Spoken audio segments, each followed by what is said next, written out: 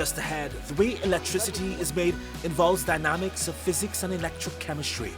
We break down this intricate process to determine whether we can harness power without polluting. Is there a way for us to get power from the atmosphere, from the environment, without plugging something in? We're saturated in radio waves, and it is possible to harvest a little bit of energy from that. And it would be near impossible to live in a world without trees. The new research identifying the tiny organisms within them with a big task. They have specialist ability and enzymes to be able to use methane in their own metabolic processes. Just 2 degrees is all. Now, If there's a source of methane, then these microbes will consume it.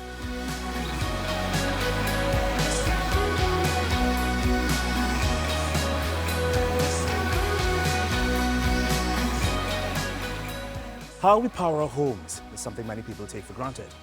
But the transfer of electricity to heat is an intricate process that could come from a number of sources. Just 2 degrees, producer Mikhail was super curious about the process and did his own digging. Mickey, what did you uncover? Reagan, this question actually refers to how we convert the sources of power around us into power itself. Unlike a battery, which stores power for when it's needed, the power in an electricity grid is constantly in motion and acts a lot differently.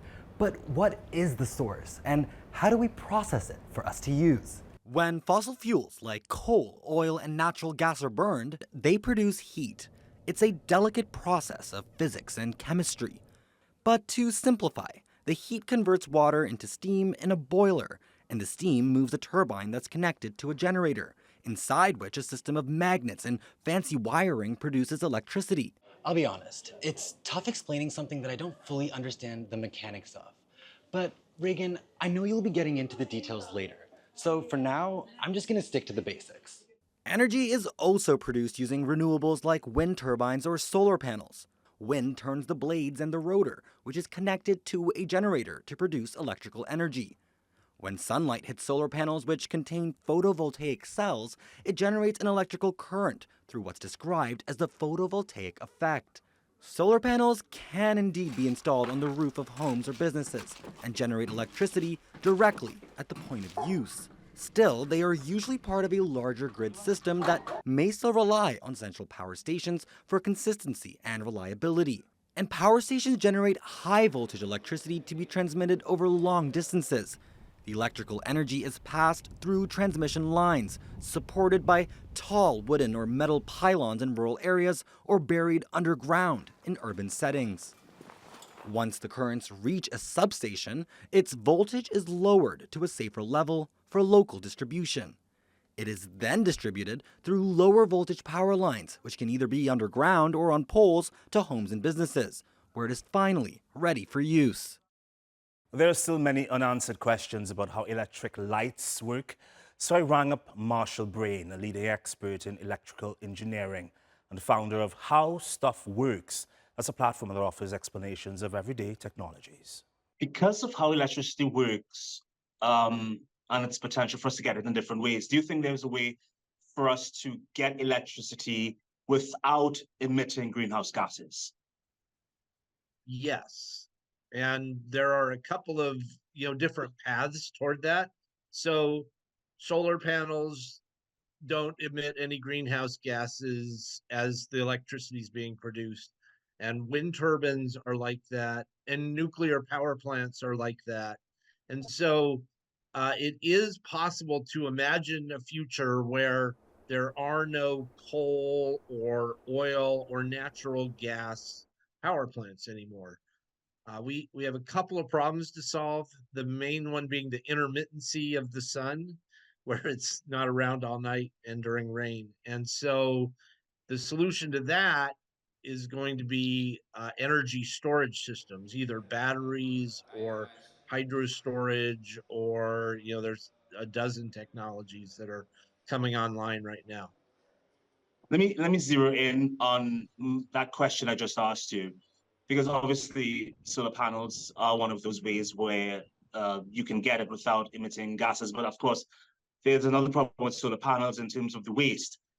But I was wowed when I don't know when it was, but years ago, when we realized we can charge cell phones without plugging them in through I believe, the use of radio waves, etc.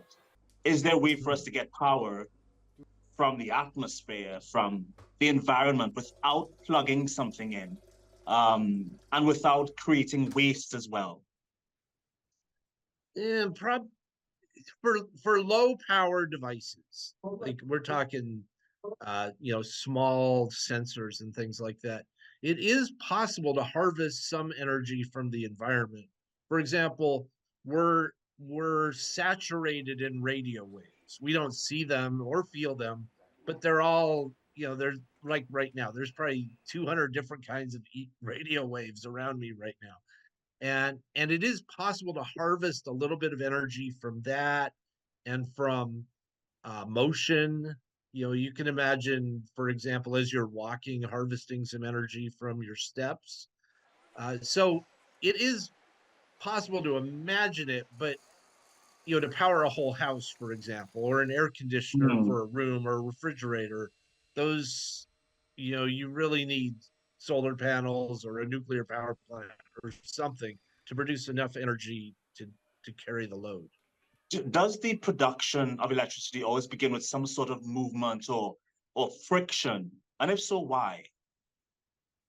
So if we look at where power comes from in the worldwide energy grid, sometimes it does come from motion. For example, when the wind turns a wind turbine, we can see that happening.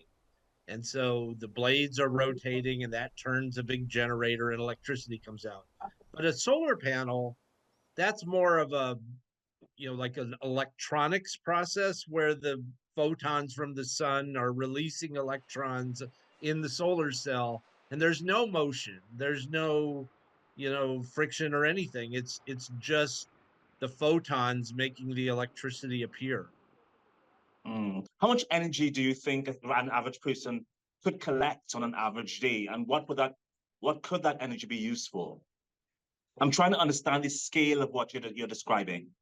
Okay, so the typical ways we would harvest energy from a human being are, for example, when your foot hits the ground, or as you're rolling your foot on the ground to take a step. You could put some kind of mechanism in a shoe that could harvest energy, or a backpack is another way to think about it, because the backpack is oscillating up and down as you walk, and you can put a little mini generator in there and grab energy. Now the amount is probably on the order of single digit watts. So when if you think the refrigerator over here, it wants 1,000 watts of electricity, and me walking along might generate 2 watts that I can actually harvest from it. So that's enough to power a cell phone, or something of that order, but that's probably as far as it goes. Based on everything you've seen, as we try to reduce our carbon footprint on the planet, what do you think is the most environmentally friendly way for us to get power and electricity? There's the solar panel solution, there's the wind turbine solution, there's the nuclear power plant solution, which China is really leading the way right now. They have a bunch of new power plants under construction using something called pebble bed technology. And then there's hydropower, which has traditionally provided a chunk of the electricity for most countries. Those are all completely green. They don't emit anything. The nuclear power plant can provide long-term power. Solar with batteries can be a good solution as well. So we're going to see the whole energy grid transition over the next 10, 20 years to those kinds of technology.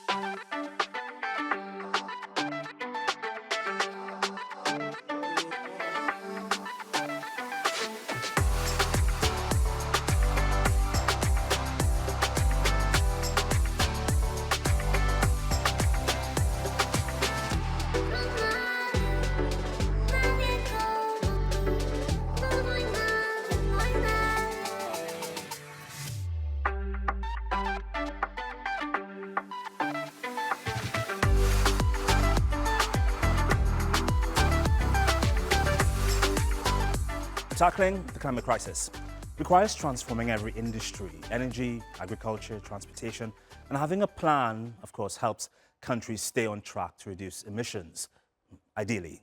That's where National Determined Contributions, or NDCs, come into play. They were first introduced in 2015 after the signing of the Paris Agreement and requested that governments set targets for mitigating greenhouse gases and update their progress every 5 years. For example, the European Union aims to reduce emissions by at least 55% by 2030, while India targets a 33 to 35% by 2030. But as COP29 approaches, key challenges like economic restraints, political resistance, and the need for technological advancements remain. I reached out to Lord Adair. He's chair of the Energy Transition Commission. Are you happy with how countries are doing to meet their NDC targets right now? And is there enough money and financing to get things to where we need to be? I think when you look at the NDCs, you have to separate two problems. One where countries have made quite strong NDC commitments, but there needs to be more effort to actually implement them and make sure that they meet what they've committed to. And I would put, for instance, the US in that camp. There are others where I think we are going to see countries actually exceeding their NDC commitment, but where the NDC commitment really ought to be a stronger one, given the technologies available today. And we'll put China in that camp. So in some cases, we want more ambition. In some cases, we want more certain implementation against the ambition which has been declared. Where there a real money challenge is when you go to lower middle income and lower income developing countries, where we're only going to get the scale of investment we need if there is some international investment, including that mobilized by the multilateral development banks. Let me just first tackle the idea that you said that there is technology around. Why aren't we seeing the results of that more today? Well, look, in some sense we are. I mean, over the last 10 or so years, the cost of solar photovoltaics has fallen by about 90%, having previously fallen by 90% over the previous 35 years. We are now seeing huge increases in solar deployment, most dramatically in China, which will install over probably 350 gigawatts of solar this year, but also European solar installations are going up fast. Indian solar installations are going up fast. We are also seeing rapid progress on electrification of road transport, again in China. China is now selling electric vehicles for less than the cost of internal combustion engines. And when we set at COP28, there was a global commitment to at least triple renewables installations across the world between 2023 and 2030. I think that's an absolutely credible commitment, given what is occurring. Well, it's hard these days, at least. We have in Asia, the monsoon season is ongoing. We have in the West, the hurricane season as well. We're seeing damage everywhere. And these countries have to find the money to pay for this damage. You mentioned financing before. How can we keep up with all the, we don't even have a loss and damage fund, climate financing and operation to help countries keep up with reoccurring annual disasters. How can they be expected to achieve and meet their NDCs? Well, obviously there are many, some of the countries which are, most exposed economically to hurricanes, like the US, well, they're rich countries, they can deal with that. But you're quite right, if we talk about the poorer Caribbean islands, when they get a hurricane, we just saw a big one go through Jamaica, you have an impact which it is very difficult for them to absorb. So it is important that we have loss and damage fund, because anything we do on loss and damage, is by definition just trying to make up for the problem rather than solve the problem. So you need a balance. You need funds as much as possible supporting action on loss and damage, but we also need the even bigger sums of money going into building the zero carbon electricity and energy system of the future. For the global north, I know your company has recommendations when it comes to emissions mitigations. What can you recommend? I'm never quite sure who we count in the global north or that, but let's be clear. The category that I have is the rich developed world and China. China is far closer to the rich developed world in this than it is to the situation in India or in Africa.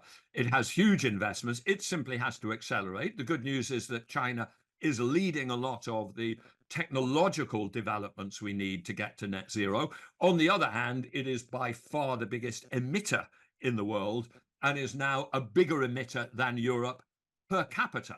There are other wealthy countries that are not meeting their NDCs, and even said they will be rolling back on trying to meet the targets while increasing fossil fuel generation. Look, Russia, let me Saudi be clear. Arabia, Canada, I'm absolutely. Australia. I engage a lot with China, and I'm a huge admirer of them. But Chinese emissions are not coming down yet, whereas European and UK emissions are coming down very rapidly. So I'm a great friend of China. I believe in close engagement with China. I have lots of Chinese friends, but I say to them, you know, you have got to start turning the corner now to help us get there, because if we, and I think they will get there, and I think we will see that within the 15th five-year plan.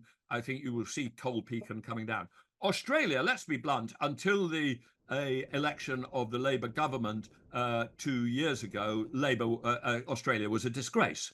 Australia was a rich, developed country with unbelievable resource endowment of solar. I mean, you only have to fly over Australia to know that its great resource is not coal, it's solar, and which was one of the highest per capita emissions in the world and totally failing to make responsible commitments. That, unfortunately, was the politics of the previous government in Australia. We've talked before on the show about how our forests absorb carbon dioxide with vast stretches like the Amazon, referred to as the planet's lungs. But they also absorb other harmful gases, according to the University of Birmingham, which found tree bark plays an important role in removing methane from the atmosphere. There's less of it than carbon dioxide, but it's more than 28 times as powerful as CO2 at trapping heat. More methane means a lot more heat. I think it's safe to say we've pretty much always known that trees use carbon dioxide to their benefit, but based on your research, they're using methane too. For what purpose, do you think? Okay, so I mean, that's an interesting way of framing the question that we were looking at. It's not so much the case that the trees are using the methane in the atmosphere, but they're hosting microbes that use the methane. So the trees actually don't get anything out of this. What they do is they harbor these microbes, and these microbes may be doing any number of different things. But in this context, for this greenhouse gas itself, they're taking up methane from the atmosphere. Can you talk a bit about the specific microbes that are using the methane that reside in these trees? Yeah, so little is known about these.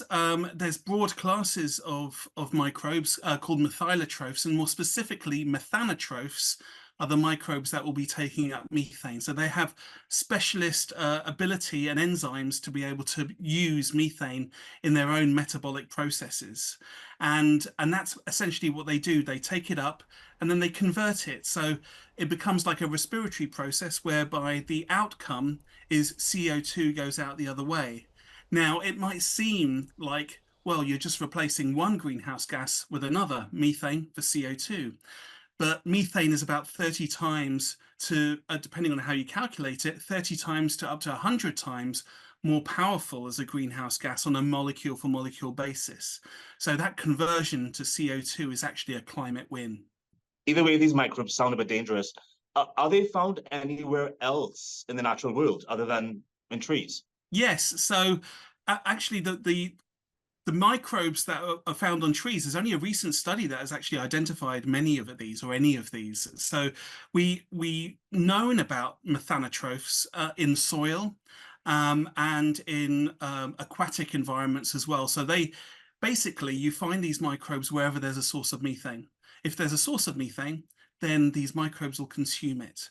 Now, methane is in the atmosphere, but it's in the atmosphere in very low concentration. So it was thought that perhaps there wouldn't be quite such an activity on ordinary surfaces like on tree stems. And that's why this was a bit of a surprise to the science community, that not only do we see uptake, but the uptake and the removal of methane on a global scale is actually quite important, makes it quite significant. I'm curious then about what initiated the study? Okay, so what started the study was we were looking at a very different type of forested ecosystem. What this study was about upland forests, so forests on free draining soils that don't get flooded. And by far the majority of forests, 4 billion hectares, the majority are all that type of upland forest. Previously, we'd been working on wetland forests, so swamps essentially, and floodplain forests, like the floodplains of the Amazon, because that floods regularly every year. Now, in that situation, you have methane being produced. It's the opposite situation. The methane is being produced in the soil and is being emitted by these trees, but in a very small area. So they're point sources in a small area. What we wanted to find out was if that was also operating in the upland forest. And to some extent, when we went upstream and away from the river, as it were, we actually found some methane being produced and emitted at the very base of the tree. Not much, tiny amounts. But then the situation changed as we went up the tree, and that was the big surprise. As we went higher up the tree, that emission rapidly diminished. So within half a meter to a meter, that emission disappeared and it became replaced by an uptake signal. And that was the big surprise. And the fact that we saw it not only in the tropics, at several different locations, Panama, 4 or 5 different sites across the Amazon, as well as in temperate ecosystems and in boreal ecosystems, that reinforced to us that this was a real phenomenon. Interesting. Do you think there's value in human beings somehow harvesting these microbes to our benefit? I think one way we can harness these microbes to our benefit would be to look after our forests. And by that, if we don't cut them down, then we give those microbes a home and then they can perform that climate service for us. The other thing you can do is expand our forests. So there's been a lot of deforestation. If we were to expand our forests, then these forests have the potential to draw down even more methane from the atmosphere.